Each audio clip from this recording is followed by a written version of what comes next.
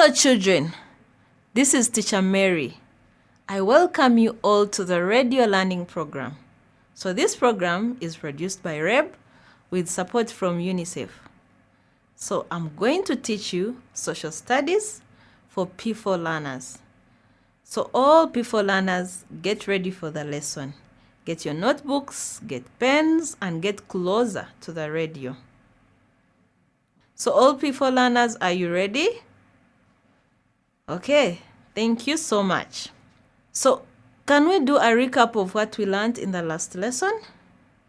What did we learn? Can you share with the person next to you and even your parent? Okay?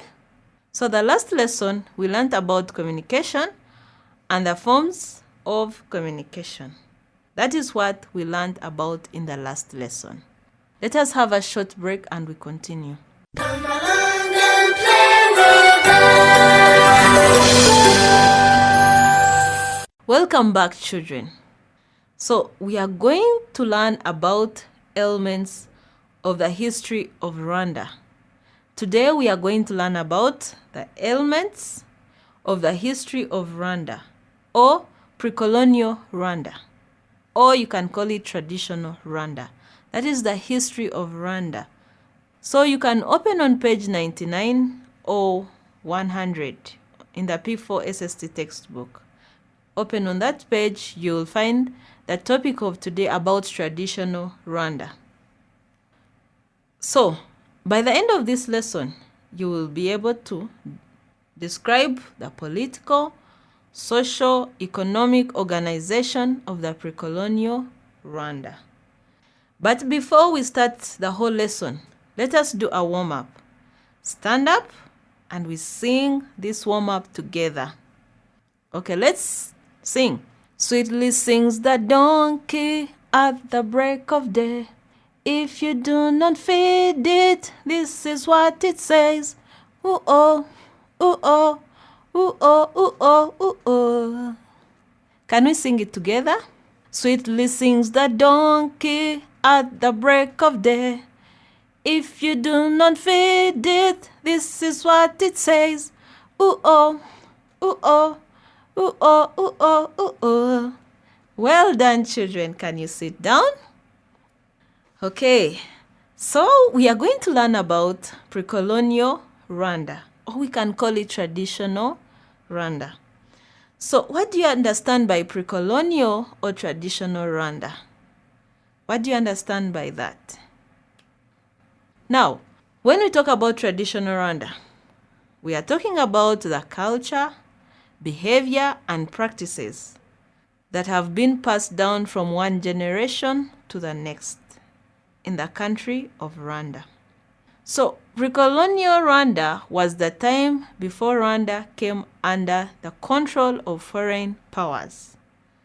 In summary, traditional Rwanda is how Rwanda was before the colonial rule, the things they used to do before the colonial rule, before the foreign powers came into power.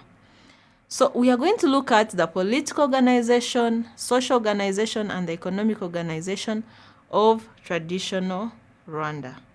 So we are going to begin with political organization. How was Rwanda organized politically those days before the colonial rule? Okay? So in the pre-colonial times, Rwanda was ruled by a king, who was the overall head of the kingdoms. The Rwanda was ruled by a king who was the overall head of the kingdom. The title of the king was Umwami. That was the title of the king. They used to call him Umwami. Yes? So the king had chiefs who helped him rule the kingdom. The king ruled through 3 categories of chiefs. So he had chiefs who helped him to rule the kingdom, and the chiefs were in 3 categories. We had the cattle chiefs, the land chiefs, and the military chiefs. They were the cattle chiefs, the land chiefs, and the military chiefs. So what were all these different chiefs doing? The land chiefs was responsible for all the land issues, all things concerning land. it was in the charge of the land chiefs.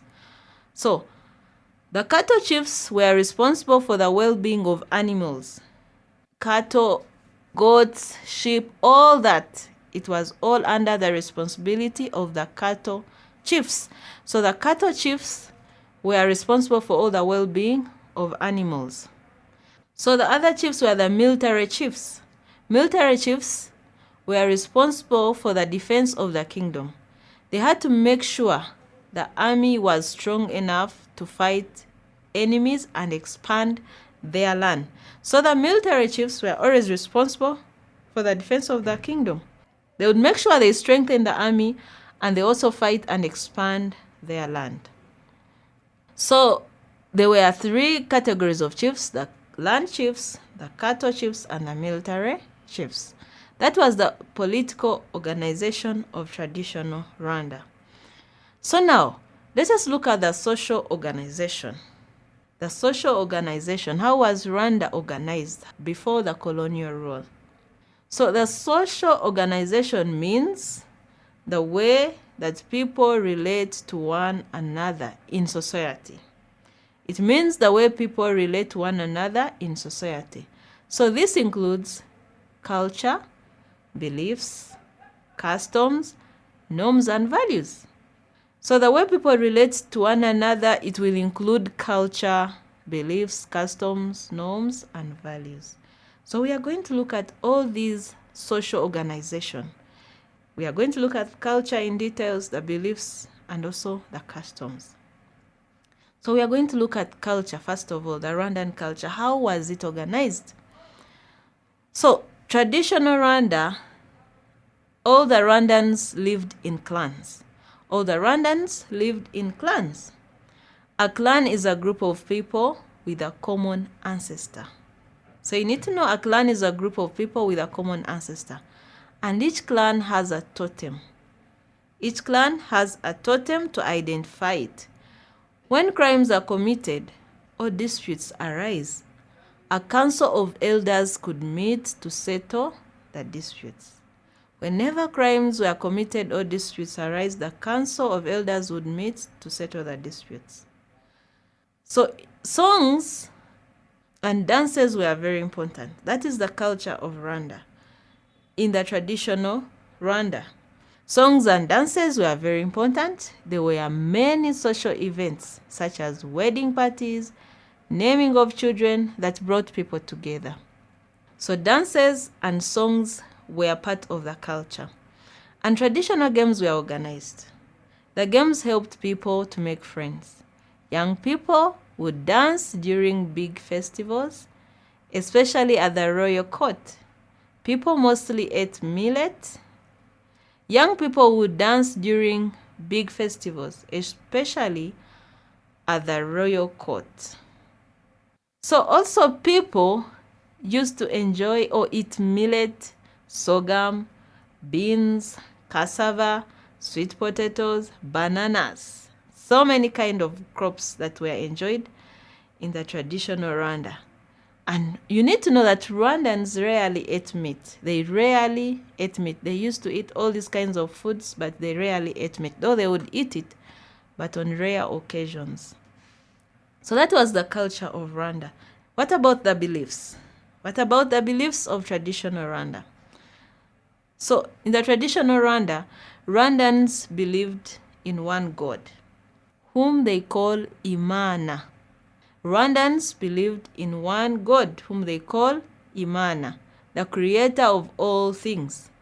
They also worshipped their dead ancestors, who had the power to intervene in the lives of the living, and they also made rituals and offerings to ancestors to bring them blessings. So they also believed in ancestors, whom they believed had power to intervene in the lives of the living, and also they made rituals and offerings to the ancestors so that they bring blessings on them.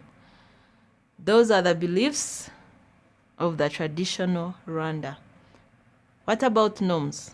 In the pre-colonial Rwanda or traditional Rwanda, most positions of authority were reserved for men.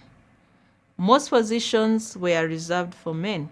Women did, however, have some political and economic power. They had some, but most positions were reserved for men. The Queen Mother was very powerful. That is in the kingdom. She was a very powerful woman because she would decide and make decisions. And most of the men had more than one wife. Children were very important, and having a lot of children was a sign of wealth. Okay, so now let us look at the customs in the traditional Rwanda. The customs. So although land was believed to belong to the king, Rwandans controlled their own land. They passed it down as an inheritance to their male children. So Rwandans used to control their own land, and which they passed on as an inheritance to their male children. So people without land could work for the landowners on their farms, and the landowners would give them food and shelter. So this prevented poverty, because when people who were somehow poor, they were given food and shelter in the land of the landowners. So let us look at also the values of the traditional Rwanda. The values. People respected their leaders. People respected their leaders. They paid taxes and gave leaders gifts. They paid taxes and also gave leaders gifts. And at the time of trouble, a drum could be beaten to sound the alarm. Whenever there are problems in the community or in an area, they would always beat the drum to sound an alarm. So we have looked at the social organization of pre-colonial Rwanda or traditional Rwanda. Let us have a short break and then we continue. Come along and play with us. Welcome back, children. So now let us look at the economic activities that were carried out in traditional Rwanda. Let us look at the economic activities or the economic organization of traditional Rwanda. So, our ancestors kept animals and grew some crops. Our ancestors kept animals and grew some crops. Cattle and land were signs of wealth. Whoever had a lot of cattle and had land, it was always a sign of wealth to them, because he would be a wealthy person. So iron smelters in Rwanda changed iron ore into tools and objects that could be used or battered. Iron smelters in Rwanda changed iron ore into tools and objects which could be used or battered. Battered is the exchange of goods. So the iron smelters could make objects. They could make hoes, pangas, rakes from iron. And they could use those materials for farming or for anything they would want to use them for. And they could also exchange those items for food. That is barter trade. So they would barter the objects. They would exchange them with other objects they didn't have. So hunting provided meat. So men would always go out for hunting so as to get meat to eat. And also crafted goods were made and some were traded. Crafted goods were made and some were traded. Crafted goods are like mats, baskets, all those things they make from crafts. So they were made and they were also traded. So you can see in the economic organization of traditional Rwanda, there was cattle keeping, there was iron smelting, there was also hunting, and also craft making. Those are the activities they used to carry out in the traditional Rwanda. So we are going to look at the differences between traditional and modern trade, particular. We are going to look at the differences between traditional and modern trade. So you need to know that traditional trade was very different from trade today. Traditional trade was very different from the trade today. So in traditional Rwanda or in the pre-colonial times, goods were exchanged or bartered. Exchanged or bartered. Bartering, it is the exchange of goods. So whenever people were going to carry out trade, they would always exchange goods. If one person has planted maize, another person has planted cassava, they would exchange their goods. The person with cassava gives the one with maize, and the one with maize, he gives the one with cassava. So they would always exchange their goods.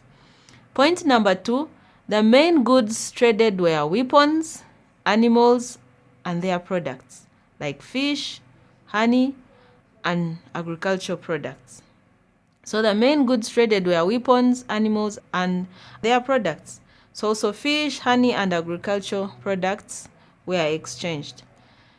People often carried goods on their heads. People, whenever they would go to exchange the goods, or whenever they would carry goods from one place to another, they carried them on their heads to take them to where they want them to be. So in the traditional Rwanda or pre-colonial Rwanda, there was no advertising. You know, these days people advertise their goods, but those days there was no advertising of goods. So let us look at the modern times of Rwanda now, or the modern trade.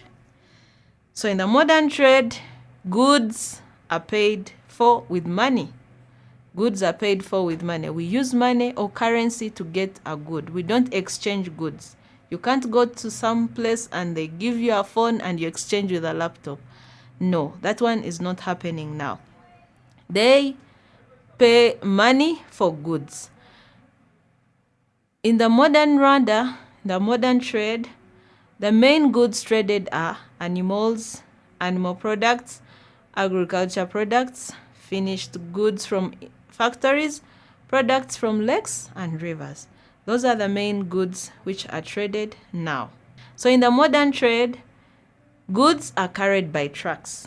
They are carried by trucks, by bicycles, wheelbarrows, as well as on heads. As compared to the traditional. Traditional, they used to carry on heads completely. But now, people can carry their goods by trucks, bicycles, and wheelbarrows. So the last point, goods are advertised through newspapers, billboards, internet, radio, and TV. So most of the goods that people buy, they always see them advertised in newspapers, billboards, internet, radio, and TV. Come along and play with us. So we have come to an end of today's lesson. We have looked at pre-colonial Rwanda, or we can call it traditional Rwanda. We've looked at the social organization, political organization, and the economic organization. And we have also looked at the difference between traditional trade and modern trade. So children, thank you so much for paying attention, and I hope you'll join me in the next lesson. Bye-bye.